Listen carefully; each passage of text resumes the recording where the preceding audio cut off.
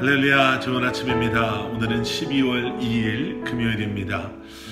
오늘도 말씀 앞에 나오신 여러분들을 우리 주님의 이름으로 축복하고 또 환영합니다.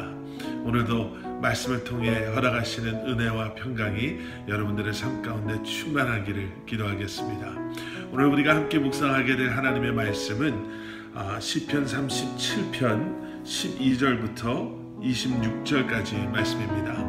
시편 37편 12절부터 26절까지 말씀, 우리 먼저 함께 말씀 보시고 말씀 나누도록 하겠습니다. 악인이 의인 치기를 꾀하고 그를 향하여 그의 일을 가는도다. 그러나 주께서 그를 비웃으시리니 그의 날이 다가옴을 보심이로다.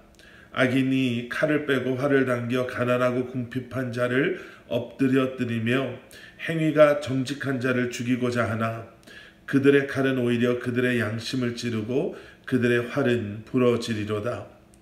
의인의 적은 소유가 악인의 풍부함보다 낫도다. 악인의 팔은 부러지나 의인은 여호와께서 붙드시는도다. 여호와께서 온전한 자의 날을 아시나니 그들의 기업은 영원하리로다. 그들은 환난 때에 부끄러움을 당하지 아니하며 기근의 날에도 풍족할 것이나 악인들은 멸망하고 여호와의 원수들은 어린 양의 기름같이 타서 연기가 되어 없어지리로다. 악인은 꾸고 갚지 아니하나 의인은 은혜를 베풀고 주는도다. 주의 복을 받은 자들은 땅을 차지하고 주의 저주를 받은 자들은 끊어지리로다. 여호와께서 사람의 걸음을 정하시고 그의 길을 기뻐하시나니 그는 넘어지나 아주 엎드러지지 아니함은 여호와께서 그의 손으로 붙드심이로다. 내가 어려서부터 늙기까지 의인이 버림을 당하거나 그의 자손이 걸식함을 보지 못하였도다. 그는 종일토록 은혜를 베풀고 꾸어주니 그의 자손이 복을 받는도다. 아멘. 아멘. 아침에 아이들을 제가 학교에 데려다 줍니다. 시간이 조금씩 달라서 아이들을 다 차에 태우고 큰 아이를 먼저 내려주고 그리고 이제 막내 우리 엘리아나를 학교에다 데려다 주는 시간이 딱 맞아 떨어져서요. 그렇게 아이들을 데려다 주는데 아이들을 그렇게 학교에다 데려다 주고 나서 집에 와서 때로는 교회에 나가서 가장 먼저 하는 것 중에 하나는 아이들을 위해 기도하는 것입니다. 지금 대학교에 가 있는 제일 큰 아이부터 우리 둘째 그리고 막내까지 세상 속에서 살아갈 때에 그리고 학교에서 다른 많은 아이들 사이에서 또 하루를 보낼 때 그 아이들이 하나님의 자녀들임을 잊지 않게 해주시고 또 그 아이들이 위험이나 어려움에서 그 아이들을 보호해 주시고 또 그 아이들이 허락하시는 지혜로 또 오늘 하루도 열심히 잘 공부할 수 있게 해달라고 기도합니다.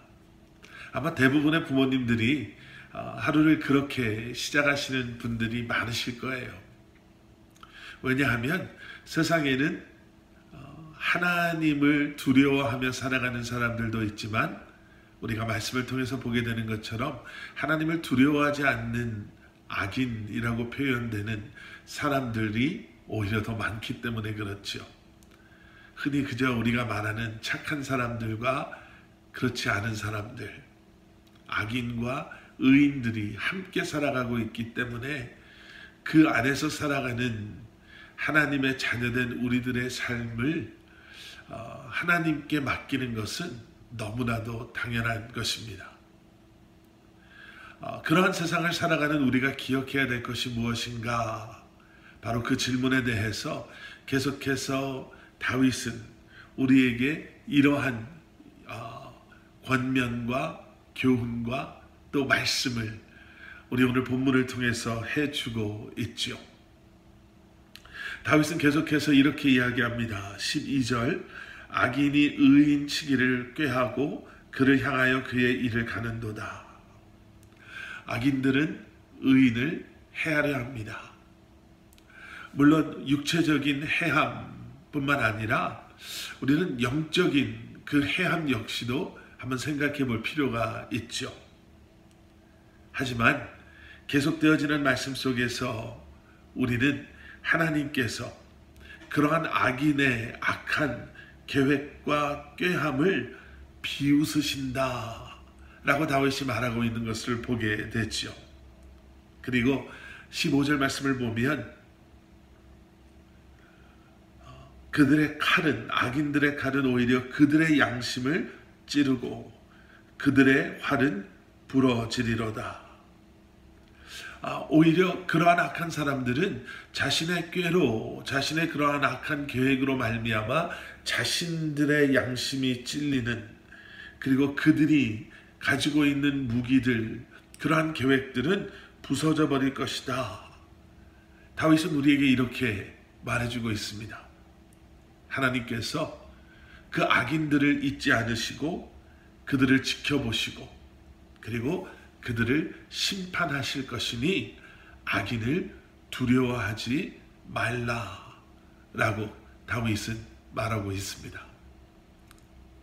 세상 속에 살아가는 그리스도인, 의인, 하나님을 두려워하는 우리의 삶은 악인을 두려워하지 않는 바로 그러한 담대한 삶인 줄 믿습니다. 계속되어지는 말씀에서는요, 악인의 풍성함에 대해서 이야기하고 있죠. 16절과 17절, 의인의 적은 소유가 악인의 풍부함보다 낫도다. 악인의 팔은 부러지나 의인은 여호와께서 붙드시는도다. 악인의 삶이 물론 풍성해 보일 수 있고 또 잠깐 우리가 지나가는 이 땅에서의 삶 가운데서는 풍성할 수 있지만 다윗은 우리에게 그러한 악인의 풍부함보다 우리가 가지고 있는 것이 더 풍요롭다, 더 낫다 이렇게 이야기하고 있는 거예요. 우리가 가지고 있는 것이 무엇일까? 17절에서 본 것처럼 하나님께서 붙잡아 주시는 삶. 여러분, 바로 그것이 우리의 삶을 풍성하게 하는 줄 믿습니다. 계속되어지는 말씀을 보시면요, 의인의 삶은 하나님께서 붙잡아 주시는 삶이요, 또 온전케 하시는 삶이요, 또 하나님께서 기업이 되어 주시는 삶임을 우리가 보게 됩니다. 정말 우리가 뭐라 그럴까요? 안심할 수 있고 또 우리가 풍성한 삶을 누릴 수 있는 것. 여러분, 그래서 오늘도 우리를 풍족하게 하시는 하나님을 바라보시고 우리를 온전케 하시는 하나님을, 또 우리를 붙잡아 주시는 하나님을 의지하고 바라보시기를 주님의 이름으로 간절히 축원합니다. 그래서 의인의 삶은 결국에는 21절 마지막 뒷부분에 나오는 것처럼 은혜를 베푸는 그러한 삶이 되어야 할 줄 믿습니다. 우로부터 채워주시는, 또 허락하시는 그 놀라운 하나님의 은혜와 사랑이 이제는 우리를 가득 채우고 그리고 우리의 삶에서 흘러 넘쳐나옴으로 말미암아 은혜를 나누고 은혜를 베푸는 그러한 삶. 오늘 말씀 마지막 26절에는 이렇게 나오죠. 그는 종일토록 은혜를 베풀고 꾸어주니 그의 자손이 복을 받는도다.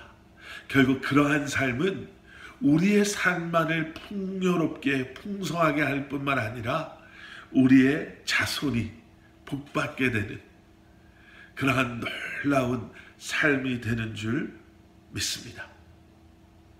세상 사람들이 우리를 힘들게 할 수 있습니다. 세상에서 믿음을 가지고 살아간다는 것이 정말 힘들 수 있습니다. 또 그래서 우리가 넘어질 수도 있죠. 부러운 마음이 우리 안에 생길 수 있습니다. 하지만 우리가 넘어져도 아주 엎드려지지 않게 하시는 하나님, 우리가 넘어져도 우리를 붙잡아 주시는 주님의 손을 붙잡고 일어서면 이 땅을 살아가는 우리의 삶이 얼마나 풍요롭고 풍성하고 또 그 삶을 살아가는 우리는 얼마나 담대한 마음을 가지고 살아갈 수 있는지 우리가 다시 한번 깨달아 알 수 있는 줄 믿습니다. 함께 기도하시겠습니다. 사랑의 아버지 하나님, 감사합니다. 세상 속에 살아가는 하나님의 자녀된 우리들, 다시 한번 아버지 하나님, 하나님을 두려워하지 않는 사람들 사이에 주님을 예배하며 찬양하며 주님을 두려워하는 마음으로 살아가는 우리로 하여금 세상의 사람들을 부러워하지 않게 하시고 두려워하지 않게 하시고 흉내내지 않게 하시며 다시 한번 우리를 붙잡아 주시고 우리를 풍족하게 하시고 우리를 온전케 하시는 주님 손 붙잡고 이 한날을 살아가게 하여 주시옵소서. 허락하시는 은혜가 이제는 우리의 삶에 차고 넘침으로 우리 주변에 있는 또 우리의 삶 가운데 함께하는 수많은 사람들에게 은혜를 베풀고 은혜를 나누며 살아가는 우리 성도님들의 삶 되게 하여 주시옵소서. 예수 그리스도 이름 받들어 간절히 기도드렸사옵나이다. 아멘.